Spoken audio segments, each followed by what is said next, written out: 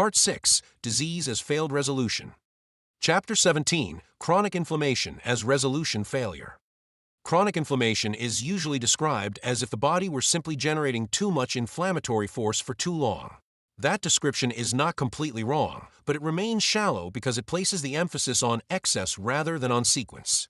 The deeper problem in many chronic conditions is not that the body can still initiate inflammation. It is that the body cannot complete inflammation well enough to restore tissue order. The machinery of initiation remains available. Membranes still release arachidonic acid. Eicosanoid cascades still form. Cytokines still rise. Neutrophils still arrive. Endothelial surfaces still open. Pain pathways still amplify. What is impaired is the later phase that should bring recruitment under control, clear apoptotic cells and oxidized debris, restore barrier function, reduce inflammatory tone, and shift tissue from emergency logic back into maintenance and repair. Chronic inflammation is therefore better understood as resolution failure than as inflammatory excess alone. The body is still entering defense, is simply not exiting defense cleanly enough to stop defending. That distinction matters because it changes what chronic tissue looks like mechanistically. A chronically inflamed site is not merely a place with too many inflammatory molecules floating around. It is a place where the evidence of unfinished defense remains visible. Dead cells have not been cleared efficiently enough. Oxidized membrane fragments remain in the extracellular environment. Macrophages have not completed enough efferocytosis to empty the site of inflammatory residue. Endothelial behavior has not normalized enough to stop permissive immune traffic. Epithelial barriers have not resealed enough to stop feeding the tissue new provocation. Mitochondria have not restored enough energetic control to fund reconstruction. In this condition, the body is not behaving irrationally when it continues inflammatory signaling. It is responding to a site that still looks unresolved. Chronic inflammation persists because the tissue remains structurally legible as unfinished danger. This is why the concept of overinitiation remains incomplete unless it is linked to failed resolution. A body can become too easy to activate, but that ease of activation becomes especially damaging when every inflammatory event leaves behind residue that lowers the threshold for the next one. The tissue is repeatedly pushed into initiation, but each cycle also weakens its ability to complete. Neutrophil infiltration continues too long. Cleanup lags. Oxidative damage accumulates. Omega-3 derived substrate is too sparse, too weakly converted, or too poorly protected to generate enough specialized pro-resolving mediator pressure. The next trigger then lands in a tissue already carrying the debris, membrane instability, and biochemical memory of the last trigger. Chronic inflammation is not one prolonged event in the simplest sense. It is often a series of incompletely finished events layered on top of one another until the tissue never truly returns to baseline between them. This framework also explains why so many chronic inflammatory disorders present with both activation and exhaustion at the same time. The person may have pain, swelling, fatigue, brain fog, vascular irritation, poor recovery, and exaggerated reactivity to minor inputs, yet also show signs of depleted repair capacity, metabolic fragility, and low resilience. That apparent contradiction makes sense once inflammation is seen as resolution failure. The body is still spending on defense, but it is not collecting the return that resolution would normally provide. Energy keeps being used for surveillance, recruitment, and containment, while cleanup and reconstruction remain incomplete. The tissue stays metabolically expensive because it keeps living in a state that should have been temporary. Chronic inflammation, therefore, is not just immune overactivity. It is chronic incomplete work. This is where membrane composition becomes decisive. A tissue built under omega-6 dominance, poor omega-3 incorporation, oxidative instability, and repeated inflammatory stress is structurally biased toward initiation and underbuilt for completion. Its phospholipid reservoir carries more substrate for early-phase eicosanoid production and less substrate for strong downstream generation of resolvins, protectins, and maresins. Its membranes are easier to damage. Its receptors interpret danger through less stable surfaces. Its mitochondrial output becomes less reliable under load. Even before a visible flare occurs, the tissue has already lost part of its resolution potential. Chronic inflammation in that setting is not just a failure of signaling discipline. It is a failure of inflammatory architecture. The tissue does not possess enough protected later phase capacity to finish what the earlier phase machinery keeps starting. This is also why chronic inflammation is so often multisystemic. Once resolution failure takes hold, the body does not merely carry local symptoms. It carries altered thresholds across multiple tissues. Gut barriers remain more permeable. Vascular surfaces remain more reactive. Adipose tissue remains more immune active. Neural tissue remains more sensitized. Joints remain more debris-laden. Muscles recover more slowly. Sleep destabilizes more easily because nociceptive and cytokine tone remain elevated. The person experiences these as separate problems, but they are often different expressions of the same deeper pattern. Inflammation entered, did not complete, and left behind a tissue environment that now behaves as though fresh escalation is still easier than closure. Chronicity spreads because unresolved tissue does not keep its costs to itself. Seen clearly, this chapter marks a conceptual correction. Chronic inflammation should not be treated only as too much fire. It should be treated as fire that did not go out properly because the system failed to execute the phase of biology responsible for ending it. That changes what counts as progress. Lowering inflammatory markers is not enough if debris remains uncleared. Reducing pain is not enough if the tissue remains structurally unstable. Improving one symptom is not enough if the membrane reservoir still favors initiation and the barrier still leaks new triggers into the site.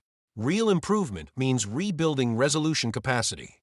It means stronger omega-3 derived substrate pools, better downstream SPM production, better macrophage-led cleanup, better mitochondrial support, better membrane protection, and better barrier closure. Chronic inflammation is not only a problem of too much inflammatory signaling. It is a problem of too little successful completion. That is the lens through which the rest of the book must now be read. Persistent cytokine signaling. Persistent cytokine signaling is one of the clearest expressions of failed resolution because cytokines are not only markers of inflammation. They are part of the reason an inflammatory site continues behaving as though the job is unfinished. In an acute, well-sequenced response, cytokines help coordinate the early and middle phases of inflammation. They amplify danger recognition, recruit immune cells, alter endothelial behavior, change tissue metabolism, and make the inflammatory event large enough to matter. That is useful at the beginning because force has to be organized quickly. But cytokines are not supposed to remain the dominant language of the tissue indefinitely. Once the useful phase has passed, their persistence means the site has not transitioned successfully into closure. The body keeps receiving biochemical messages that the emergency is still active, and tissue behavior continues to reflect those messages even when the original trigger should already be moving toward completion. This is why persistent cytokine signaling is not best understood as a separate problem floating above the rest of the inflammatory sequence. It is tied directly to unresolved debris, unresolved membrane damage, unresolved barrier dysfunction, and unresolved immune traffic. Cytokines remain elevated because the tissue still contains the physical evidence of danger. Apoptotic cells are not cleared fast enough. Oxidized lipids remain embedded in membranes or extracellular debris. Endothelial and epithelial surfaces remain too open. Macrophages remain too incomplete in their cleanup role. Fresh immune-provoking material continues reaching the site through damaged barriers. Under those conditions, cytokines do exactly what they were designed to do. They continue coordinating an environment that still looks unfinished. The problem is not that cytokines exist. The problem is that the tissue keeps giving them reasons to remain relevant. Persistent cytokine signaling also lowers thresholds across the system. A tissue living under ongoing cytokine pressure becomes easier to activate and harder to calm. Endothelial surfaces become more adhesive. Nociceptive pathways remain more sensitized. Hepatic metabolism remains more inflammatory in tone. Mitochondrial stress can increase because the cell is repeatedly being pushed toward defensive rather than restorative priorities. Appetite, sleep, mood, energy, vascular tone, and cognitive resilience all begin to reflect a body that is interpreting itself through chronic inflammatory messaging. This is why persistent cytokines often correlate with symptoms that seem diffuse or systemic. The person is not just dealing with one inflamed site. They are dealing with an organism whose background signaling has shifted toward unfinished defense. This is also where specialized pro-resolving mediators become especially relevant. SPMs do not simply quiet cytokines directly as though muting a speaker. They help remove the underlying reasons cytokine signaling remains active. They reduce continued neutrophil recruitment, improve macrophage-led efferocytosis, limit collateral tissue injury, and support barrier restoration and vascular normalization. As the tissue becomes physically cleaner and less structurally dangerous, cytokine signaling loses its justification. The environment no longer needs the same level of inflammatory coordination because the evidence of unresolved threat has begun to disappear. This is why resolution biology is more powerful than blunt suppression in this context. Suppression may lower cytokine output transiently. Resolution lowers the need for that output by changing the tissue itself. Seen clearly, persistent cytokine signaling is one of the ways chronic inflammation keeps declaring that it has not reached its end state. The tissue continues speaking the language of emergency because emergency-like conditions remain in place. Until debris is cleared, membranes stabilized, barriers repaired, and omega-3 derived resolution pathways strengthened enough to help the site complete its inflammatory sequence, cytokine signaling tends to remain part of the background. The body is not just inflamed. It is being continually instructed to stay inflamed. Incomplete debris clearance. Incomplete debris clearance is one of the most important reasons inflammation becomes chronic, because tissue cannot convincingly exit defense while it is still physically carrying the remains of the event it is trying to finish. Debris is not passive residue. It includes apoptotic neutrophils that were not engulfed in time, fragments of damaged cell membranes, oxidized phospholipids, denatured proteins, extracellular matrix breakdown products, and other remnants of tissue injury and immune activity. As long as that material remains in place, the inflammatory site continues to present itself as unfinished. Receptors on macrophages, endothelial cells, epithelial cells, and other neighboring structures keep encountering evidence that something is still wrong. The body does not stand down because the tissue has not yet become quiet enough, clean enough, or structurally restored enough to justify standing down. Incomplete clearance therefore keeps the inflammatory program open from the inside. This is why debris clearance is not a minor housekeeping detail that happens after the real immune work is done. It is part of the real immune work. Early inflammation creates disruption on purpose. Neutrophils arrive, release oxidants and enzymes, damaged host cells die, extracellular proteins are altered, lipids oxidize, and the tissue environment becomes chemically crowded. That phase can be necessary, but once the acute objective has been achieved, all of that material has to be removed if the site is going to stop behaving like a place under attack. If clearance lags, the inflammatory response becomes self-perpetuating. Yesterday's neutrophils become today's inflammatory stimulus. Yesterday's oxidized membrane fragments become today's danger signals. The body keeps reading the site through the remains of its own unfinished work. Macrophages sit at the center of this problem because they are the main cells responsible for turning inflammatory residue into biological closure. Through efferocytosis and related cleanup functions, they remove apoptotic cells before those cells lose membrane integrity and spill their contents into the surrounding tissue. They internalize membrane remnants, oxidized lipids, and other debris that would otherwise continue stimulating inflammatory interpretation. When macrophage cleanup is efficient, the site becomes less visibly dangerous to the immune system. When macrophage cleanup is weak, overwhelmed, or mistimed, the site becomes trapped in chemical repetition. Debris remains present long enough to transform from waste into renewed provocation. This is one of the main ways resolution failure becomes chronicity. The consequences of incomplete clearance extend beyond inflammation in the narrow sense. A debris-laden tissue remains metabolically expensive. It continues attracting immune surveillance. It keeps vascular surfaces more reactive. It prolongs nociceptive signaling because pain pathways keep receiving evidence that the area is still unsafe. It interferes with repair because new structure is being laid down into an environment still crowded with the molecular signs of old damage. A tissue cannot regenerate cleanly while it is still full of unresolved fragments from the previous phase. In that sense, incomplete debris clearance does not just delay healing. It actively contaminates the conditions required for healing. This is also why specialized pro-resolving mediators matter so much here. Their importance is not just that they reduce future inflammatory recruitment. They improve the tissue's ability to finish the current event by enhancing macrophage cleanup, supporting efferocytosis, limiting further collateral damage, and helping the site shift away from repeated reinforcement. A body with weak SPM biology often does not simply inflame more. It clears worse. The tissue then remains full of inflammatory leftovers, which keeps cytokine signaling alive, keeps barriers unstable, and lowers the threshold for the next flare. Incomplete debris clearance is therefore one of the central physical expressions of failed resolution. The body is still inflamed because it is still surrounded by the material proof that inflammation has not actually been completed. Tissue damage accumulation. Tissue damage accumulation is what happens when inflammatory events keep producing structural injury faster than the body can clear, repair, and reorganize the site back into a stable state. This is one of the main reasons chronic inflammation becomes progressive rather than merely repetitive. A single inflammatory event always carries some cost. Membranes are stressed. Proteins are oxidized or degraded. Extracellular matrix is altered. Vascular behavior shifts. Immune cells enter, act, and die. Under ideal conditions, those costs are paid back during resolution. Debris is removed, membranes are rebuilt, barriers are restored, and the tissue returns to a lower noise state. When resolution fails, that repayment does not happen fully. The tissue carries part of the injury forward. Then the next inflammatory event begins on top of that residue. Over time, the body is no longer responding from clean baseline structure. It is responding from accumulated damage. This accumulated damage changes the meaning of future triggers. A tissue with repeated membrane oxidation, persistent debris, altered vascular surfaces, and incomplete repair is easier to activate because it already looks partially unsafe.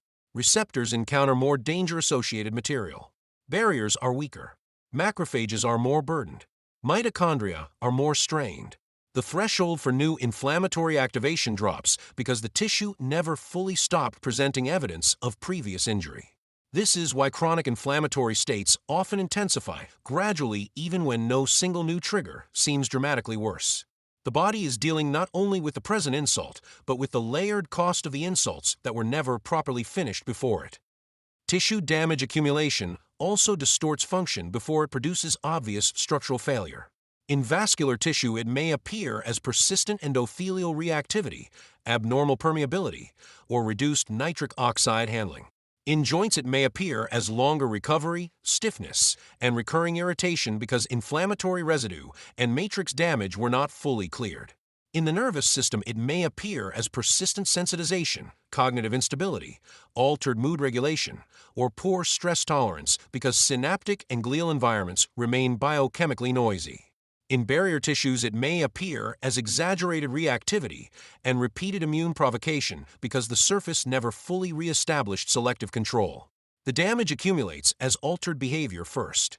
Only later does it become easier to recognize as more obvious pathology. This is one of the deepest reasons specialized pro-resolving mediators matter. They do not just reduce the intensity of the current inflammatory response. They help prevent current inflammation from becoming future structural burden. By reducing continued neutrophil recruitment, improving macrophage cleanup, limiting collateral injury, and supporting repair-compatible tissue transitions, SPMs lower the amount of damage that gets carried into the next cycle. A body with weak resolution capacity accumulates injury because every event leaves behind more than it should. A body with stronger resolution capacity still experiences stress and still inflames when necessary, but it finishes with less residue. That difference becomes enormous over time. Seen clearly, tissue damage accumulation is the material memory of failed resolution. It is how chronic inflammation leaves a record inside the tissue itself. The body keeps getting easier to trigger because the site keeps carrying the leftovers of previous unfinished defense.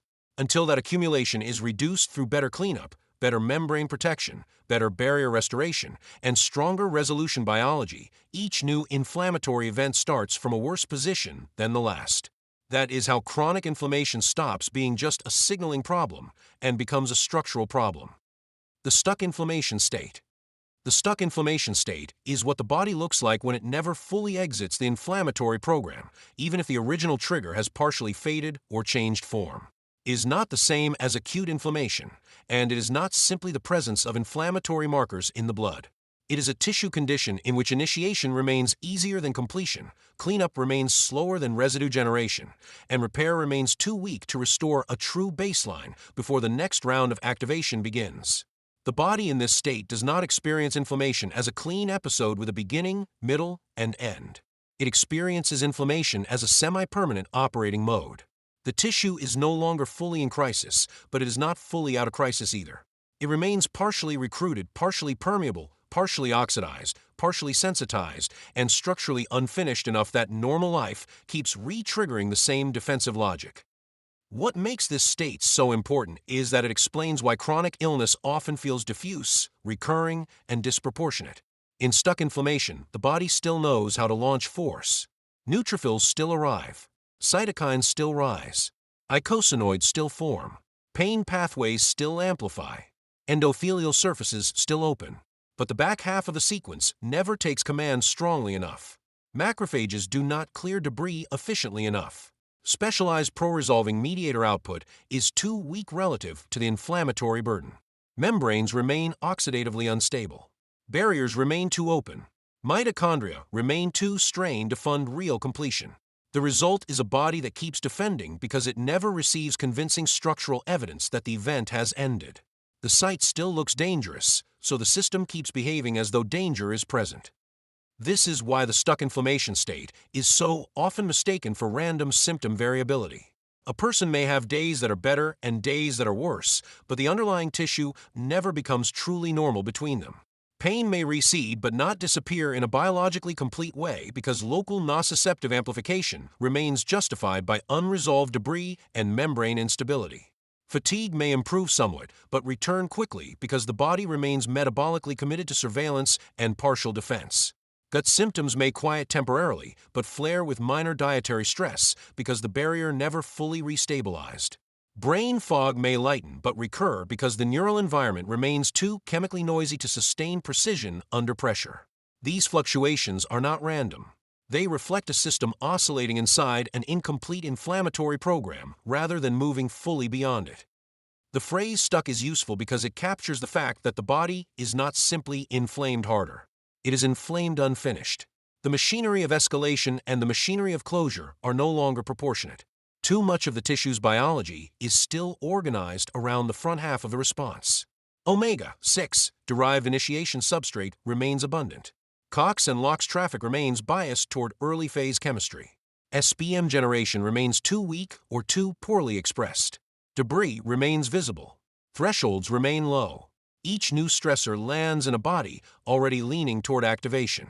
That is why the same tissue can feel both exhausted and overreactive at once.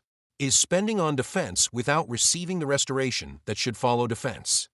Seen clearly, the stuck inflammation state is the lived physiology of resolution failure. It is what happens when the body loses the ability to convincingly declare an inflammatory event complete. The answer is not simply to silence symptoms harder. The deeper requirement is to rebuild the conditions that allow completion: better membrane composition, stronger omega-3, derived resolution substrate, better downstream conversion into SPMs, better macrophage cleanup, lower oxidative damage, tighter barriers, and enough mitochondrial capacity to pay for repair. Until those conditions improve, the body remains what it appears to be in this state, not fully sick in one acute moment, but not fully recovered from a last one either.